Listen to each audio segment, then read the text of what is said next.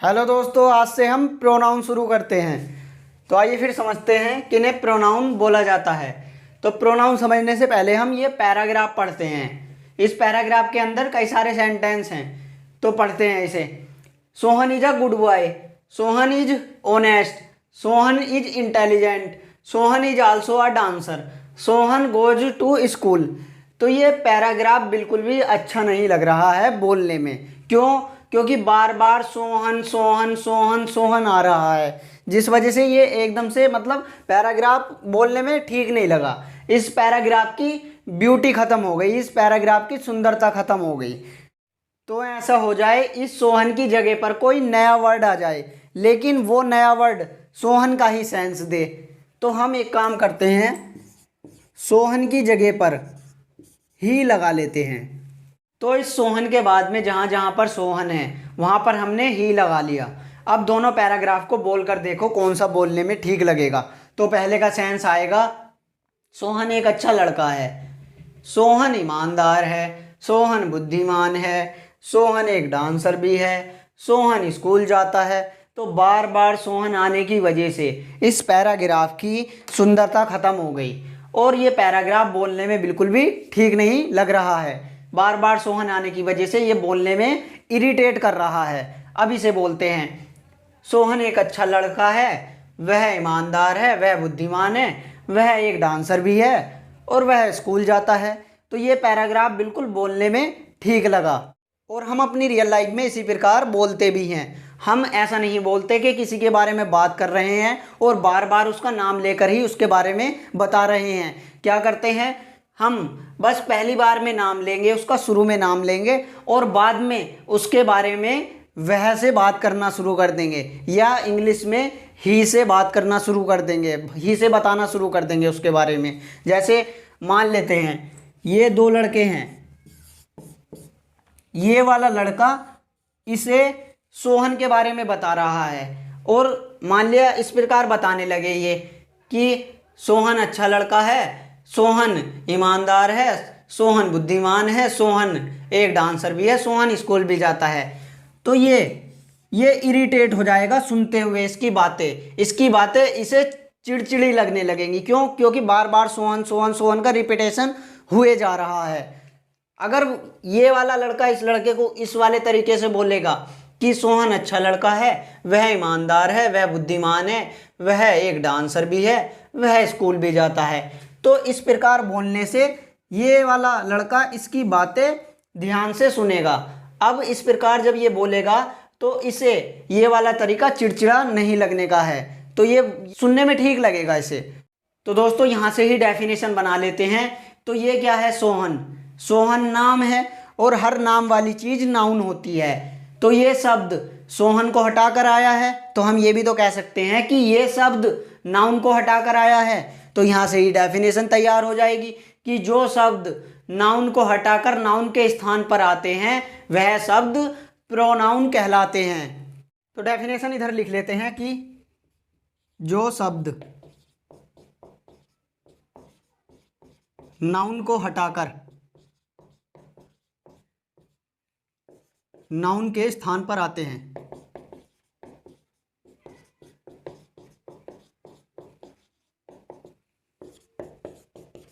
ऐसे शब्द प्रोनाउन कहलाते हैं।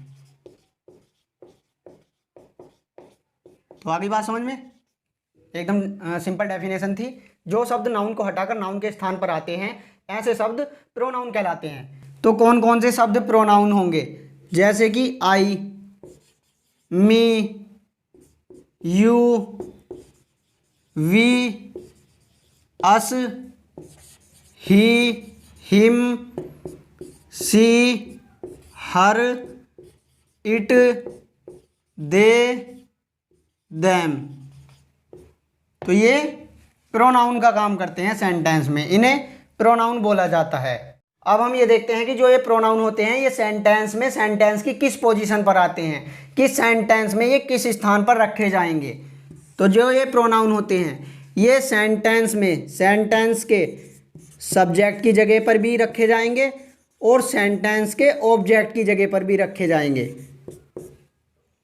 अब हम ये देखते हैं कि सब्जेक्ट के स्थान पर कौन कौन से रखे जाएंगे और ऑब्जेक्ट के स्थान पर कौन कौन से रखे जाएंगे। तो सब्जेक्ट के स्थान पर रखे जाएंगे I, we, you, he, she, it, they. और ऑब्जेक्ट के स्थान पर रखे जाएंगे me, us, you, him, her, it, them. तो यहाँ कंफ्यूज मत होना, यहाँ पर भी यू आ गया और यहाँ पर भी यू आ गया। तो यू सब्जेक्टिव केस होता है और इसका ऑब्जेक्टिव केस भी यू ही होता है। अब जैसे कि मैंने यहाँ पे एक वर्ब लिखी, टीच। टीच मतलब पढ़ाना, तो टीच क्या है, वर्ब है। तो वर्ब से पहले वाली जो पोजीशन होती है वह सब्जेक्ट की पोजीशन होती है और वर्ब से बाद की जो पोजीशन होती है वह ऑब्जेक्ट की पोजीशन होती है। तो मुझे इस वर्ब की मदद से एक सेंटेंस बनाना है। तो ये वाली जो पोजीशन है ये सब्जेक्ट की पोजीशन है, तो इसका ये मतलब हुआ यहाँ पर सब्जेक्ट ही रखा जाएगा। और ये ऑब्जेक्ट की पोजीशन है तो यहाँ पर ऑब्जेक्ट ही रखा जाएगा। तो यहाँ पर मैं आई लिख देता हूँ। आई क्या है, सब्जेक्ट है, सब्जेक्टिव केस है, तो आई आ गया। और यहाँ पर लिख देता हूँ ऑब्जेक्ट, मतलब कि हिम लिख देता हूँ। तो ये ऑब्जेक्टिव केस हो गया, हिम। आई बात समझ में, ये सब्जेक्ट था, ये ऑब्जेक्ट था। आई क्या है, सब्जेक्ट है और हिम ऑब्जेक्ट है। तो हमने एक कंप्लीट सेंटेंस बना दिया, आई टीच हिम। तो इसका मतलब हो जाएगा मैं उसे पढ़ाता हूँ। तो इस प्रकार से इनकी ये पोजीशन होती है। अब आपको समझ में आ गया होगा कि कहाँ पर हमें ये रखे हुए मिलेंगे और कहाँ पर हमें ये रखे हुए मिलेंगे। दोस्तों स्क्रीनशॉट ले लीजिए। अब आगे हम प्रोनाउन की टेबल समझते हैं। तो दोस्तों प्रोनाउन में 3 पर्सन होते हैं, first person, second person, third person. तो फर्स्ट पर्सन के प्रोनाउन होते हैं आई और वी, सेकंड पर्सन के प्रोनाउन होते हैं केवल यू, और थर्ड पर्सन के प्रोनाउन होते हैं ही, सी, इट, दे। तो जो ये होते हैं फर्स्ट पर्सन के प्रोनाउन, इन्हें स्पीकर बोला जाता है। स्पीकर मतलब बोलने वाला। और सेकंड पर्सन के प्रोनाउन को बोला जाता है लिसनर। लिसनर मतलब सुनने वाला। और थर्ड पर्सन के प्रोनाउन को बोला जाता है पर्सन या थिंग ही बोल देते हैं, जिनके बारे में हम बात करते हैं, पर्सन और थिंग।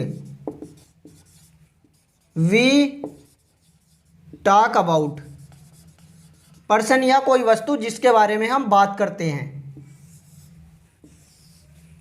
अब हम ये समझते हैं कि फर्स्ट पर्सन को क्यों स्पीकर कहा गया, फर्स्ट पर्सन को क्यों बोलने वाला कहा गया। अब एक चीज़ सोचो कि बोलने वाला कौन होता है, या तो मैं बोलूँगा या फिर हम बोलेंगे, या तो फिर मैं बोलूँगा या फिर हम बोलेंगे। इसलिए आई वी को स्पीकर कहा गया। और सेकंड पर्सन को क्यों लिसनर कहा गया, सेकंड पर्सन को क्यों सुनने वाला कहा गया। मान लिया मैं बात करने लगूं और मेरी बात को सुनेगा कौन, सामने वाला सुनेगा, और सामने वाले को क्या बोलते हैं, तुम बोलते हैं, मतलब सामने वाला यू हुआ। इसलिए यू को लिसनर की कैटेगरी में रखा गया। और थर्ड पर्सन का क्या मतलब हुआ, थर्ड पर्सन का मतलब हुआ जैसे मान लिया 2 पर्सन बात कर रहे हैं, 2 लड़के बात कर रहे हैं किसी तीसरे के बारे में, तो वो थर्ड पर्सन कहलाया जाएगा। तो ही, सी, इट, दे, ये थर्ड पर्सन की कैटेगरी में आते हैं। इसका भी स्क्रीनशॉट लीजिए। अब हम समझते हैं प्रोनाउन की टेबल। तो ये कॉलम पर्सन का हो गया, ये सब्जेक्टिव केस का, ये ऑब्जेक्टिव केस का, ये पजेसिव एडजेक्टिव का, और ये पजेसिव प्रोनाउन का। तो सबसे पहले लिखते हैं हम फर्स्ट पर्सन। तो फर्स्ट पर्सन के प्रोनाउन कौन कौन होते थे वो मैंने बताया ही अभी पीछे। आई होता है और वी होता है, और आई और वी सेंटेंस में सब्जेक्ट का काम करते हैं, इसलिए आई और वी को सब्जेक्टिव केस की कैटेगरी में रखा गया है। तो आई का ऑब्जेक्टिव केस हो जाएगा मी, और इसका पजेसिव एडजेक्टिव हो जाएगा माई, और पजेसिव प्रोनाउन हो जाएगा माइन। आई बात समझ में। ये सारी चीज़ें आई की ही हैं। आई का सब्जेक्टिव केस आई, और आई का ऑब्जेक्टिव केस मी, आई का पजेसिव एडजेक्टिव माई, आई का पजेसिव प्रोनाउन माइन। तो इसी प्रकार लिखते जाएंगे। अब देखते हैं वी के। वी का ऑब्जेक्टिव केस बनेगा अस, और पजेसिव एडजेक्टिव बनेगा आवर, और पजेसिव प्रोनाउन आवर्स। अब सेकंड पर्सन देखते हैं। सेकंड पर्सन, तो सेकंड पर्सन का तो केवल एक ही प्रोनाउन था, यू। तो यू का ऑब्जेक्टिव केस यू ही होता है, और इसका पजेसिव एडजेक्टिव होगा योर, और पजेसिव प्रोनाउन होगा योर्स। अब थर्ड पर्सन के देखते हैं प्रोनाउन। तो थर्ड पर्सन के 4 प्रोनाउन थे। कौन कौन से? ही, सी, इट, दे। तो ही का ऑब्जेक्टिव केस होता है हिम, और पजेसिव एडजेक्टिव होता है हिज, और पजेसिव प्रोनाउन भी हिज ही होता है। अब देखते हैं सी। सी का ऑब्जेक्टिव केस हर, और इसका पजेसिव एडजेक्टिव हर ही होता है, और पजेसिव प्रोनाउन हर्स होता है। अब देखते हैं इट। इट का ऑब्जेक्टिव केस इट ही होता है, और पजेसिव एडजेक्टिव इट्स होता है, और पजेसिव प्रोनाउन इट का पजेसिव प्रोनाउन होता ही नहीं है। तो ये मैंने डैश मार दिया, इसका मतलब यह है इट का पजेसिव प्रोनाउन नहीं होता है। अब लास्ट है हमारा दे। दे का ऑब्जेक्टिव केस देम, और पजेसिव एडजेक्टिव देयर, और पजेसिव प्रोनाउन देयर्स। दोस्तों इस प्रकार ये प्रोनाउन की टेबल थी। आगे हम इनके केस को अच्छे से पढ़ेंगे। तो जो ये है पजेसिव एडजेक्टिव, ये एडजेक्टिव होते हैं, इन्हें हम एडजेक्टिव वाले चैप्टर में अच्छे से पढ़ेंगे। तो दोस्तों प्रोनाउन 10 प्रकार के होते हैं। पहला पर्सनल प्रोनाउन, दूसरा पजेसिव प्रोनाउन, तीसरा डीमोनिस्ट्रेटिव प्रोनाउन, चौथा डिस्ट्रीब्यूटिव प्रोनाउन, पांचवा रेसिप्रोकल प्रोनाउन, छठा रिफ्लेक्सिव प्रोनाउन, सातवां एम्फेटिक प्रोनाउन, आठवां इंडेफिनिट प्रोनाउन, नवा रिलेटिव प्रोनाउन, 10वां इंटेरोगेटिव प्रोनाउन। इन्हें हम बारी बारी से अगली वीडियो में पढ़ेंगे अच्छे से।